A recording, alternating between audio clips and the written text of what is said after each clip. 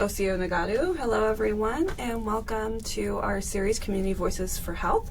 I am so fortunate today to have Pastor Michael Murray here with us today to discuss how the social determinants of health have affected his community. I want to start by having you just give a brief introduction, if you don't mind, Pastor Mike. Yeah.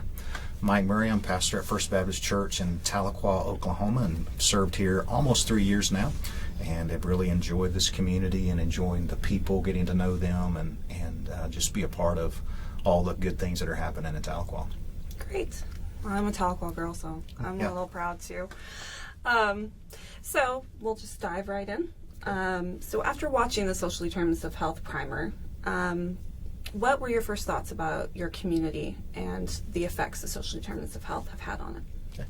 One of the first things that really stood out to me in that primer was one of the first things that you said in the osteopathic tenets, and that the person is a whole entity of body, mind, and soul.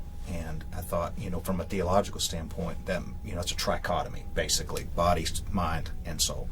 And I thought, all three of those components are so very important when it comes to the social determinants of health, because when we're physically healthy, it tends to have a positive effect on our mental and spiritual state. When we're mentally healthy, it has a positive effect on our physical and our spiritual, and then likewise with spiritual health, it affects our mind and affects our body.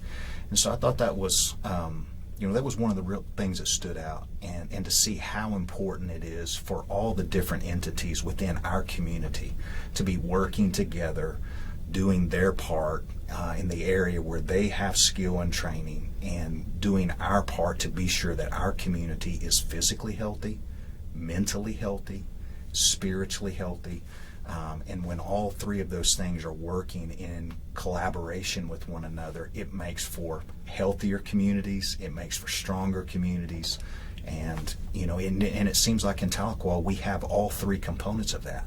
We have a strong healthcare entity here, we have strong spiritual entity here in our city, and certainly we have strong with mind, with education and so forth there. So I think we're very fortunate in our community to have the strong components there of physical, mind, as well as spiritual. Great. Yeah. How have you experienced the social determinants of health effects in your life? For me, it's mostly been positive. For that, I've been very fortunate. I haven't had to worry if I was going to be able to eat, or if I was going to have a safe place to live, or something like that. I've really been very fortunate, and I've not had to struggle with that. And I know in the primer, it had talked about the importance of that early childhood development. And I thought back to those early childhood days and thought, I always had nourishing meals. I always had wellness checks. I always had, people that cared for me, and always felt like I was valued in that. And people were, working for me, taking care. So all of mine are primarily positive when it comes to social determinants of health. I've been very fortunate in that. Great.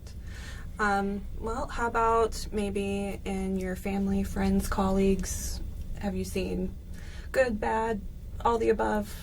Yeah, all the above. And certainly in my line of work, you see it all over the map.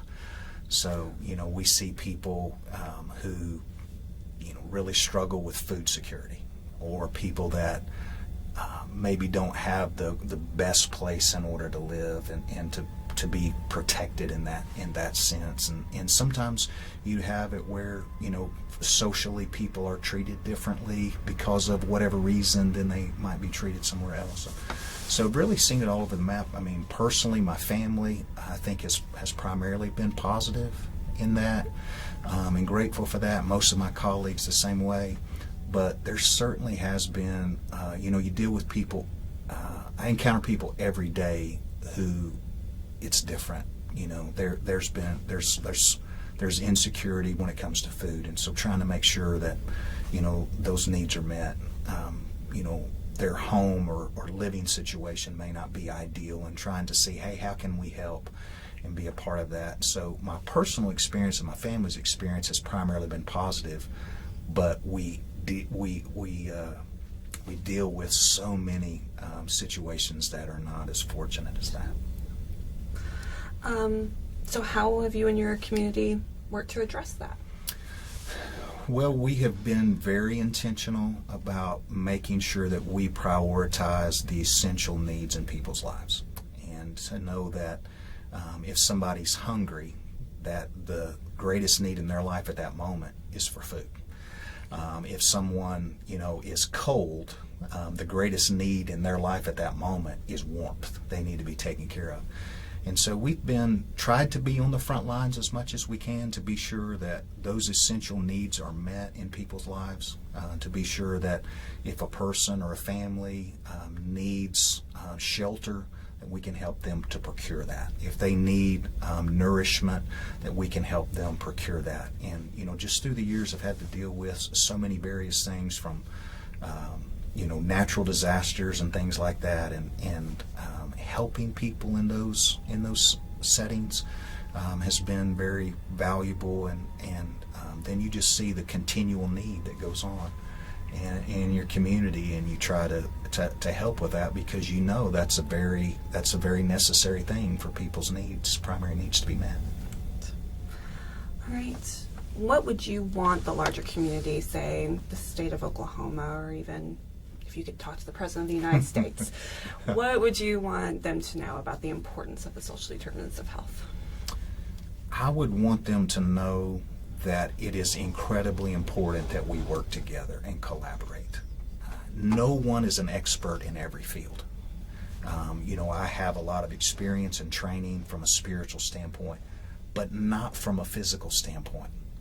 So even though I've got a lot of experience with the spiritual aspect, I still have to lean on other people, and I have to lean into their expertise and their training when it comes to physical health and so forth. And so I still get wellness checks because I want to be sure that things are right, and I don't know how to do that. I don't have that skill set. And the same thing with the mental health, and certainly that's become something that's in recent days has become less of a stigma on mental health. And I have some training and skill set there, but I don't have all that would be necessary to deal with every single thing. And I think that it's very important that all of these sectors, that we work in collaboration with one another, that we appreciate one another's expertise, their training, their skill, their experience, and that we really lean into that and allow us to help one another. So whether it's the physical medicinal side, whether it is the mental side, whether it's the spiritual side, that we're all working together to try and help our communities be as healthy as they can be. And I think that's really what we all want. We want that for our communities. We want that for the people of our communities. And I think in order for us to really have that at the highest level, it's going to mean we're going to need to collaborate together and work together and appreciate one another and our skills and listen to one another. We all like to talk and share our opinions, but sometimes we don't like to hear and listen as well. And so that's one thing I would want to say to a larger community, that we need to work together and collaborate together to be sure that our communities are as healthy and as strong as they possibly can be. I agree. It's almost like the social determinants of health are social. Yeah, exactly. Exactly. All right. Could you expound on what gives you hope for the future of the health of your community? I really believe in this generation of young people. I really do believe that millennials and Gen Z, if we want to refer to them in that way, they really want to make an impact in their community. And I think that's one of the reasons why we've seen, there be really an uptick in social engagement amongst young people. And I think they really want to make a positive impact in whatever way they can. And so, that makes me hopeful that they're going to really be engaged in helping our communities as a whole become as healthy as they can be. There seems to be more of an openness to opinions and ideas that maybe hasn't been as present in my generation, and so I'm hopeful that there can be that collaboration I talked about a minute ago, because maybe there's a little bit more openness to free sharing of ideas and appreciation for other people and for their skills and talents.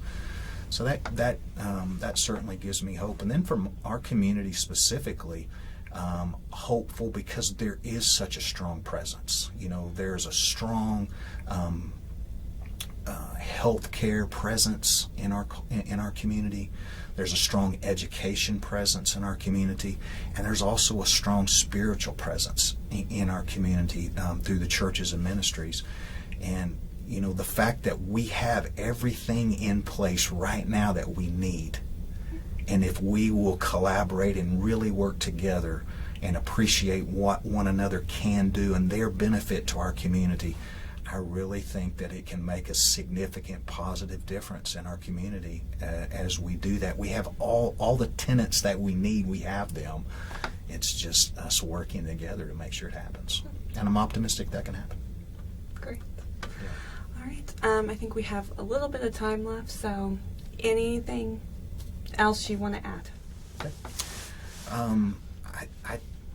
First of all, I'm honored that you asked. Oh. So thanks for having me on this. I'm really grateful for that.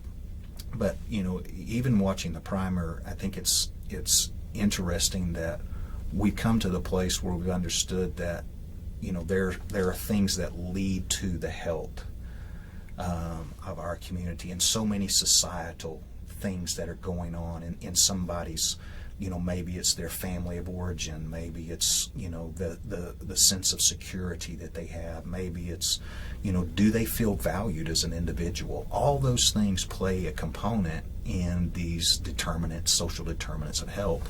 And, I think that as we realize, not just what is the effect, but what is the cause? What's the cause of this effect? And maybe it is, that person's really never felt valued as an individual. How can we help them to feel valued, and how can that have a positive effect? Maybe their family of origin didn't set them on a course for,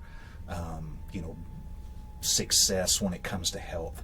How can we, as a society, help to maybe fill the gaps where that didn't happen initially? But we can help them. We can't do anything about what happened in the past, but what can we do today that will help in the present?